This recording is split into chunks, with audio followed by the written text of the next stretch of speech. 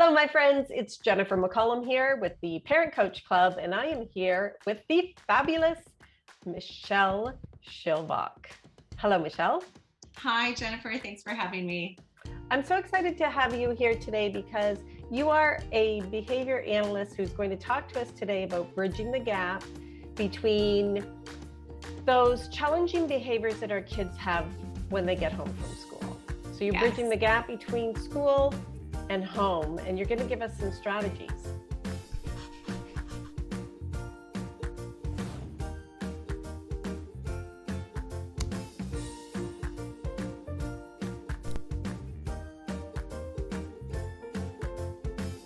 To that, will you please introduce yourself to the audience? Tell everyone all about you. I'm happy to. I'm a behavior analyst, and I have had the privilege to spend the last 24 years of my professional career working with families and children and educators.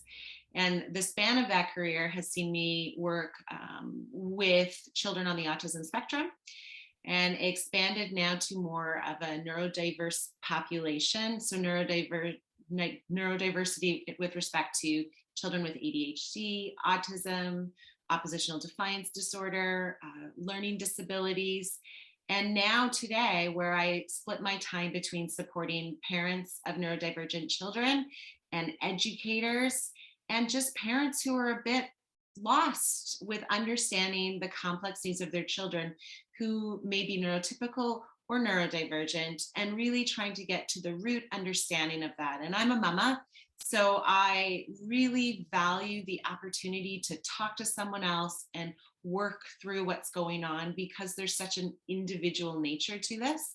And as a behavior analyst, for me, that means evidence-based. So I really pride myself on pulling strategies for parents that speak to their child's specific needs, but that are rooted in the research. What we know to be best practice, what we know time and time again, are really just great, sound parent and educator strategies.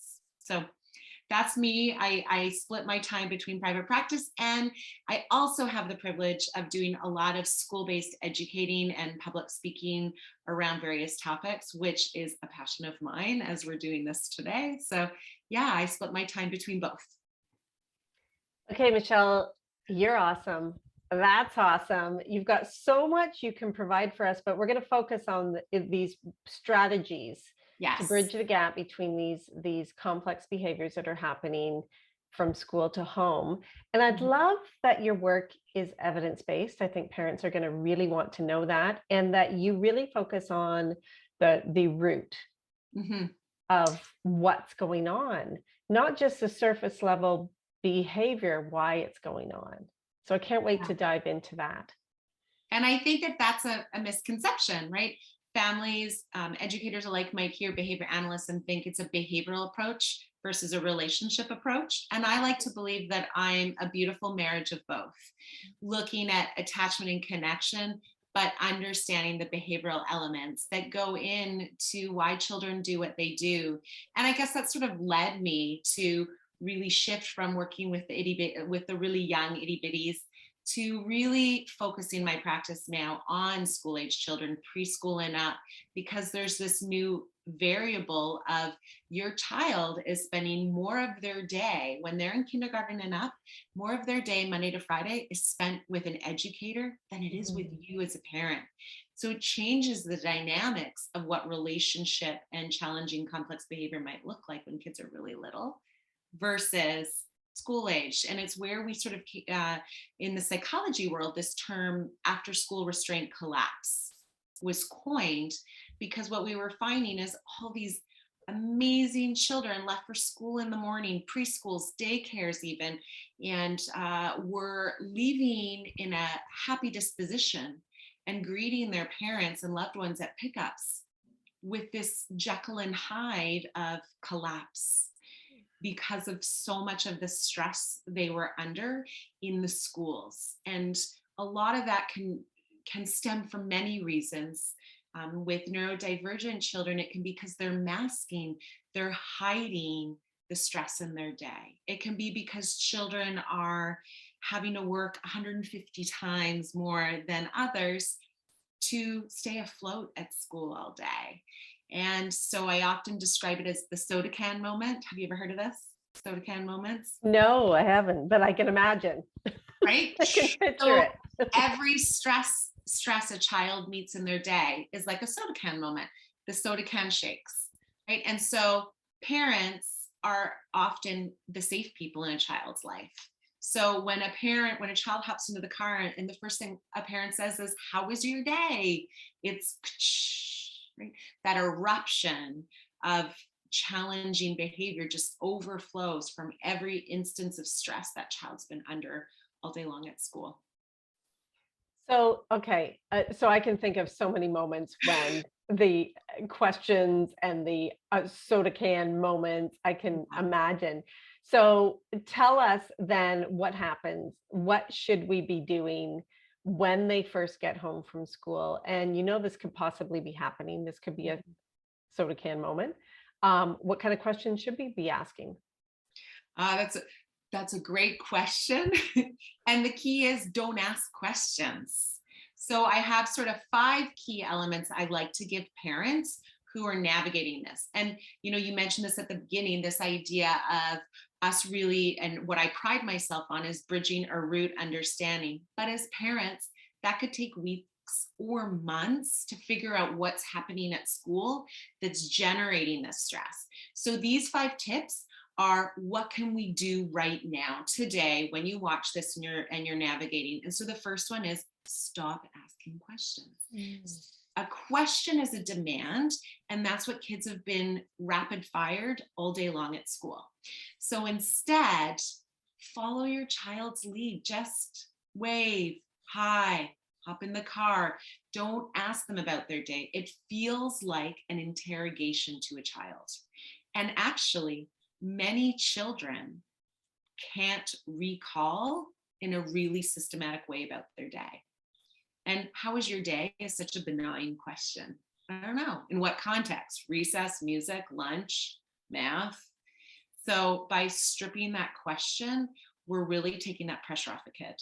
We're when a soda can is shaken, you tap the top and it eases the bubbles. So it's like, just hop in the car, say nothing. That's my first tip. You know what, Michelle, like I've heard that so many times and I still do it. Like my twins just walked in the door. I'm like, how was your day? Why'd you skip out? Why? I'm just kidding. Not. All those questions. But then as you're talking about this, I just put myself in their spot. And I'm thinking, like, if someone is, as soon as I come in the door, how was your day? It feels like a lot of pressure. Right. And that's the first time I've really been able to kind of put myself in their shoes because of the way you explain that. So thank you. Okay. So we're not asking questions. And we're waving hi. Yeah, you're waving hi. And the second piece I think is really important is giving kids downtime. And I'll often say to parents, I'm a working mom. And if I'm coming in the garage door, I park my car and I come in the garage door and the energy is bustling in my house, I almost want to go back into my car because I'm not ready, right? I need, as adults, we need 5 minutes to decompress at the end of our day. So do kids. So I encourage parents, and especially parents of children where there's siblings, to offer and establish clear downtime locations that don't have to be shared, right? Kids who are more eruptive with their behaviors really need to know that there's a safe place they can decompress and do things they find lots of joy in. So getting home is not, the first moment shouldn't be, what do you have for homework? It should be helping them settle to regulate and do things that they find joy in. What you and I will do to calm and regulate can be very different than what a child will want to do. So establishing downtime, and sometimes even establishing it in the morning. When you come home today, do you want me to have the iPad set up in your room? Do you want a game? So that then if there's siblings, we're kind of establishing some boundaries across all the kids before everybody's elevated in the car on the car ride home. I do think I need to warn my kids about this, because that would be a total shift in the environment of how was your day? What's your homework? What would you like for dinner? All the things. I better warn them. They're going to think like an alien took over their mother. But Okay. it's so true, right? Like it's what we do. I say to parents all the time, it's human nature for us to ask questions. That's what makes us polite Canadians, polite Americans, but it just makes us polite, right? And it's how we think we should connect with kids is to show them we're interested, but kids, just like adults, may not be ready for that connection. That's so good, Michele. So good. Here's a snack and your iPad. Yeah. Wow. My kids are gonna unpack your lunch for you and see if you what? eat it. What? Okay, this is only the second tip. Yeah. We still have 3 more to go, and I think you just totally transformed after school for me. So keep going. What else can I do? Acknowledge. So you'll hear this a lot across the parenting worlds, but acknowledge for me is validate. So if your child comes in the car like on edge and irritated, I see you need some space. Like, gotcha. If they are expressing stress, don't interrogate. Don't follow up with whys, hows, whens, whos. Just validate. Yeah, that would be really frustrating that you failed the math test today. So sorry. Not how are we going to solve this problem? What do you need right now? Right? Those are questions. So make sure that kids are feeling validated.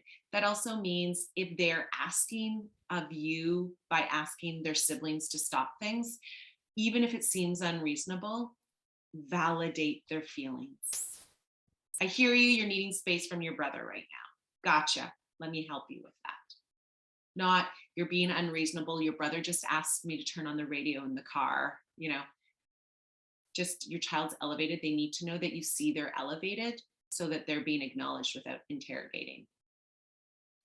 I feel like everyone listening, I want you to be commenting in the comments. Tell me, like, has any of this hit home for you? Because those 3 points are huge. I can see such a shift in behaviors already, starting with mine and then theirs. I love that. So if you're watching, listening, comment, tell me, what are you like me and you got it wrong on all these first 3 points? And are you ready to make a shift? Right. And I would say, acknowledging this is the beautiful thing about children. No 2 children are alike. So I also know some kids will come in the car irritated and frustrated and they want to talk. They want to tell you, but again, they just want to be validated for how they feel. They don't want you to tell them how to fix the problem, what they could be doing differently and what you're going to do. They're not ready for that, right? It's hard. We're parents want to fix it, right? We want to fix everything. And to put myself again in their shoes. Yeah, like when I talk about things, I don't want you to fix it. I just want you to listen. Validate it. That's so good, Michele. Okay, tell us. That was the 3rd point. We've got 2 more. What's the 4th point? So this one, it's kind of along our theme of more what should we be doing as the adults. So again, a very popular term, lots of parents are going to have heard, co-regulate. Essentially, what I'm asking and suggesting, keep calm. The more irrational your child's behavior gets in an interruption, the more it is so important for us as the adults to keep calm in those moments. And that's truly at the core what co-regulation. It has to do with validating, but it has to do with sort of modeling and keeping that calm for kids so that they can eventually mirror and anchor into the mood, the energy you're exuding and displaying for them. That's so good. Can you give us maybe one tool to help stay calm? Okay, so I love this. It's a phrase I use a lot in my practice. It's called pause and pivot. So when a child is escalating, it's very easy for us to be quick to respond. As you catch your energy, your own internal eruption starting, pause. So when your kid's like, I'm so mad, and you're just be like, pause, breathe, and pivot. And pivot might be say nothing. Pivot might be walk away. Pivot might be redirecting, right? There isn't one, but keeping calm is about pausing and pivoting, like recognizing what we need to do in that moment. So good. Can you see me frantically taking notes here? Right? Oh, This is tricky stuff because the end of the school day, not only are our kids' cups empty, our cups are empty. We have met stress all day long. We are at our least optimal space to meet that eruptive behavior, right? So we are far quicker to be someone who's going to respond with frustration. Don't talk to me that way. You're not going to do that. And all that's doing is further generating that escalation. So there's no shame in parents creating space from kids, right? Like when we're offering co-regulation, sometimes we need a moment to regulate ourselves first. It's the best gift we give kids. I hear it all the time, right? and it's that guilt and shame, I think, too, that it's so hard. Like we feel guilty. We should be maybe responding better. And then we feel the shame that we don't. So just like recognizing that we're not alone, that this happens, but if we can pause and pivot and just remember even those 2 words, pause, pivot. PP. PP. We just PP it.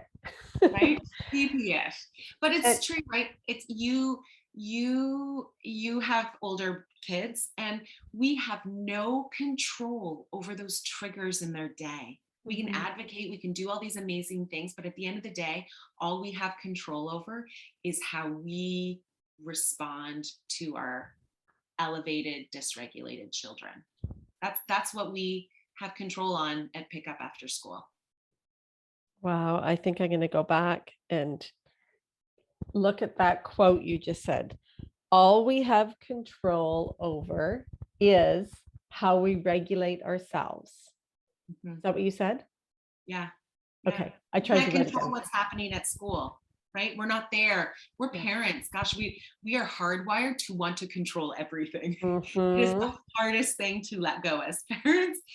So when you're letting go because your kid's at school, but there are things that are happening that are elevating your child, all we can do is control how we respond, how we act in situations, and how we regulate ourselves. I think that's so good and such a great reminder. I do have 4 kids and I have to remind myself with each of them. So it's like, I knew that with the first, the oldest, then I knew it with the second, and now, reminding myself. So this is such a great conversation to have right now. Thank you. We still have one more. We still have one more tip. What is it? Tell me. So this is what you're going to do in those disruptive, eruptive moments. And the key is consistency. So a lot of this has to do with, as parents, making sure we're not second guessing ourselves in those moments. So really making sure that you're being consistent in the approach you're taking. And if you're parenting with a parent partner, then making sure that the two of you are being consistent, that children who are dysregulated are getting the same message from every adult in their trusted inner circle. That is the best gift you can give your kids, right? Is that they see a consistent path. When I'm like this, no one's going to threaten me. When I'm like this, one's not going to be supportive and one's going to be sort of taking things away because I flipped my lid, right?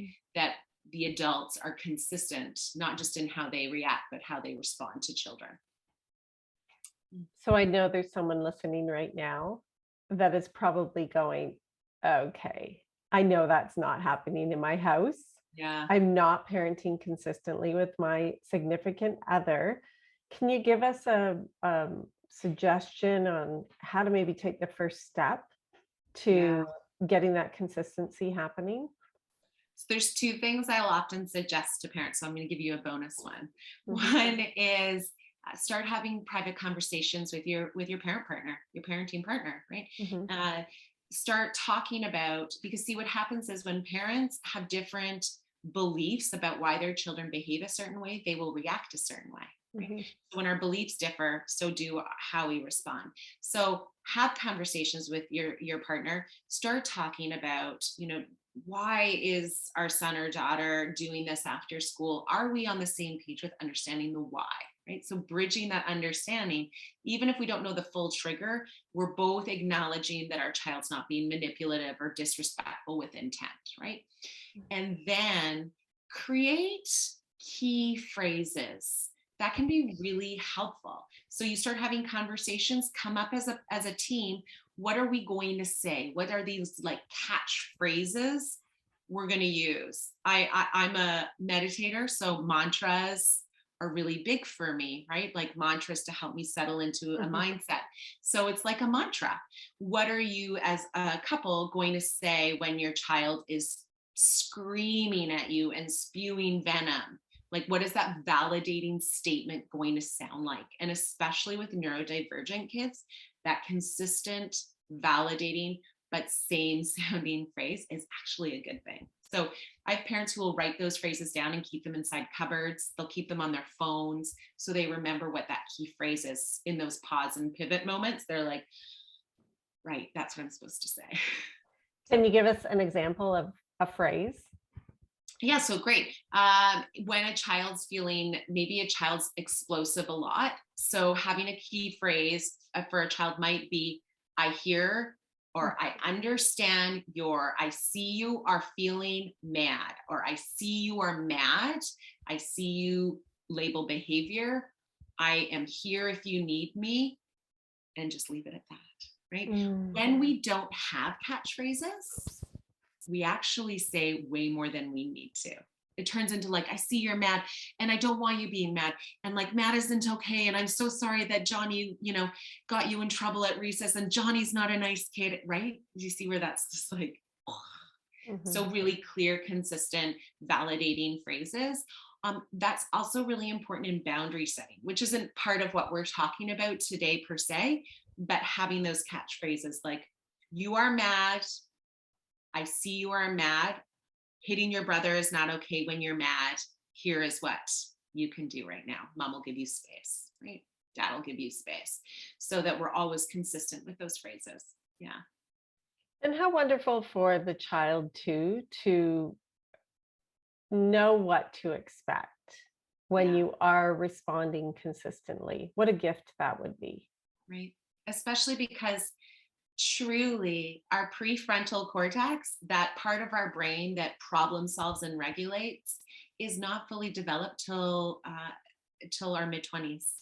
So we really are working with children and supporting children who don't have mastery in their capacity to regulate when things are hard. Right? The environment's asking of them things they can't do on their own. That's so good, Michele. You just gave us so much here. So I just want to recap these 5 points. The first one was to stop asking questions. It's going to be, we're recapping all the things I do. I'm not going to do anymore. Okay, I'm going to work towards that. But the number one thing is stop asking questions, right? Yeah. Very high. Take the pressure off. Give them downtime was the second thing. So establish downtime. And if you're like me, you better warn them, like, when you get home, we're just going to chill out instead of go right to homework and chores. Number 3 was the acknowledge, right? And validate. Number 4 was the keep calm. To pause and pivot. And then number 5 was consistency. So I just want to recap those for everyone listening. I wrote so many notes. There's so many golden nuggets right in there. And I know that is only the tip of the iceberg of what you can provide for parents. So tell us now how you work with parents, how they can find you, what you want us to do next to reach out, because you're brilliant and awesome and we all need you. Oh, thanks for that, Jennifer. I keep it simple in my world. So I have an Instagram account where I'm often sharing tips and strategies, and that's just Michele Shilvock, just the spelling of my first and last name, Michele Shilvock Consulting, I should say. And I also have a website. And that's usually the best way for parents to reach me. And it's just Michele Shilvock. And it is, you type in my name, there aren't a lot of me in the world. And so it'll take you straight to my website, where I explain all the different kinds of services I offer. And I always start off with an exploratory call, and that's no charge to a family. That's a place for us to connect and determine if we're a good fit and if I might be able to offer a service to support you and your family. Yeah, or education team, really, for that matter. Okay, that is amazing. I hope you get a lot of parents reaching out to you, because you really have provided so much value here for us today.